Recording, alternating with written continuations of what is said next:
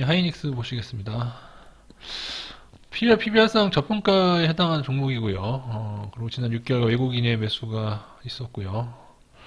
그리고 작년인가 작년이 맞죠? 제 기억으로 작년인데 초고 사양의 디램을 개발했습니다. 이건 이제 엎치락뒤치락 삼성하고 엎치락뒤치락 하고 있는 걸로 보이고요.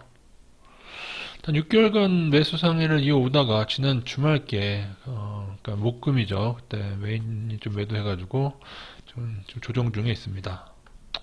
사실은 나스닥이 올라서 나스닥 중에 이제 반도체 섹터가 좀 많이 올랐었죠. 지난 목요일 날인가. 그래서 좀 오를 줄 알았는데 매도가 좀 발생했어요. 물론 이제 그동안 매수한 양에 비해서 미미하고요. 이건 보여드릴 거고 저평가여도 떨어질 수는 있습니다. 2016년하고 18년하고 비교할 때 보시면 18년 때는 사실 작년에 실적이 좋아져서 지금 저평가가 된 거긴 하거든요. 작년에도 좀 우수하긴 했습니다만은 사실은 2018년도에 좀 더 좋았었죠. 근데 그때도 주가는 지금보다는 조금 낮긴 했습니다. 그러니까 그때도 저평가였기 때문에 그 후에 이제 많이 올랐다고 보시면 되고 또 지금도 저평가면 또 때가 되면 오르긴 하겠지만 그래서 적립식으로는 더 떨어진다고 해도 외국인이 계속 산다면 손해가 엄청 보기요. 근데 문제는 이제 외국인이 매도가 다시 크게 나온다거나 아니면 나스닥이 흔들린다거나 그렇게 되면 좀 떨어질 수 있는데 그래도 적립식으로 왜냐하면 실적에 대해서 글쎄 떨어진다고 해도 제가 볼 때는 적립식으로는 손해가 없을 것 같습니다.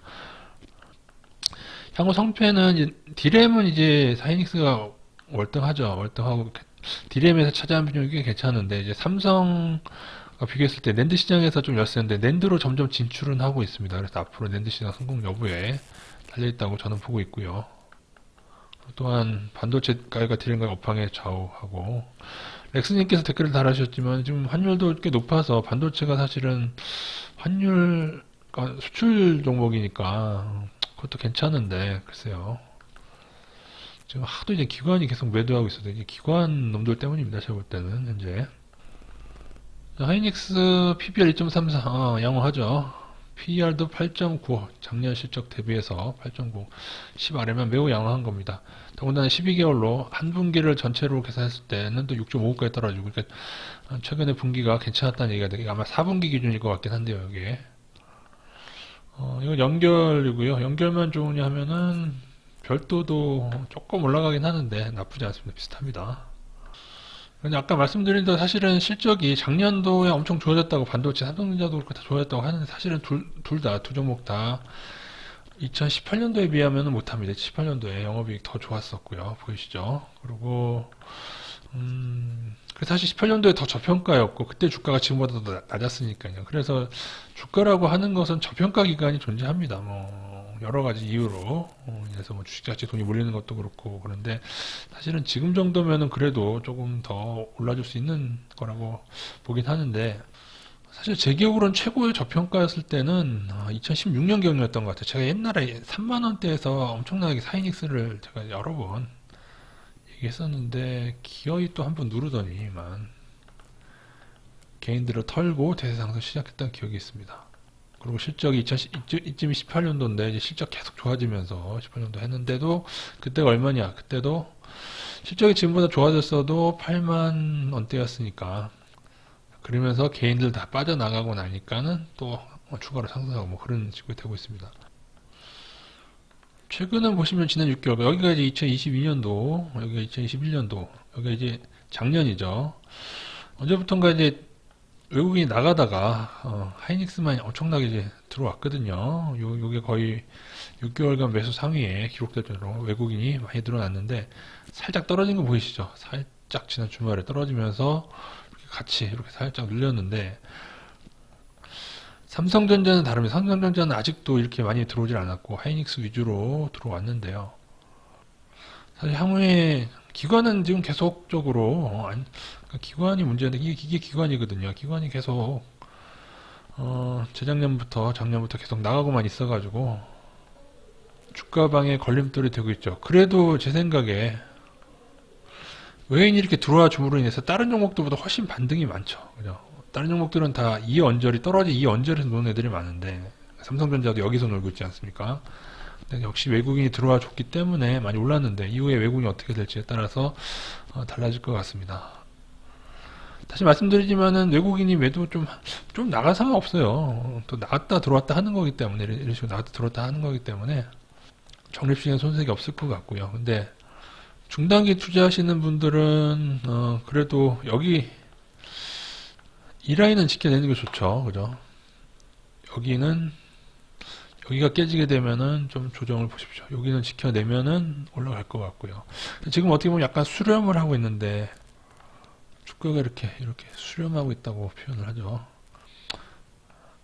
이렇게 해서 아랫단 깨지면은 줄이시고 위에 돌파하시면은 늘리시는 방향으로 가시면 될 것 같습니다. 그리고 그것은 기관은 비우호적이기 때문에 우리나라가 잘 모르겠습니다. 국민연금 이상해요. 저는 맨날 삼성바이오만 그러고 앉아있으니까 돈을 다 그냥 부실한 작전주 셀트리온 삼성바이오 제약주에 BBIG 막 그런 데다가만 하고 있으니까 어떻게 보면 참 답답한 일이죠.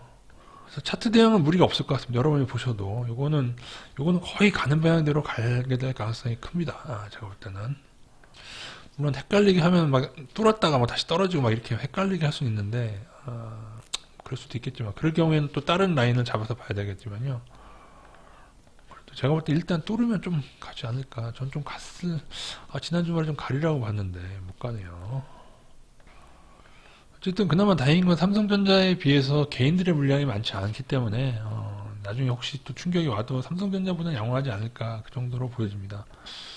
단 만에 하나 외국인이 급격하게 빠져나가는 일이 생긴다면은 그때는 조금 조심해야 될 필요도 있습니다. 외국인 지난주 주말에 매도했는데 보이지도 않죠. 그동안 매수한 게 워낙 많아가지고 그죠? 보이지도 않는데 그래도 살짝 들어오던 것이 이렇게 갔어야지.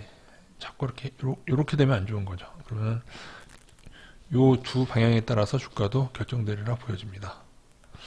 그리고 이제 나중에 이제 환율 영향도 분명히 받긴 받을 텐데요. 외국인들이 어떤 선택을 내릴지 좀 지켜봐야겠고요.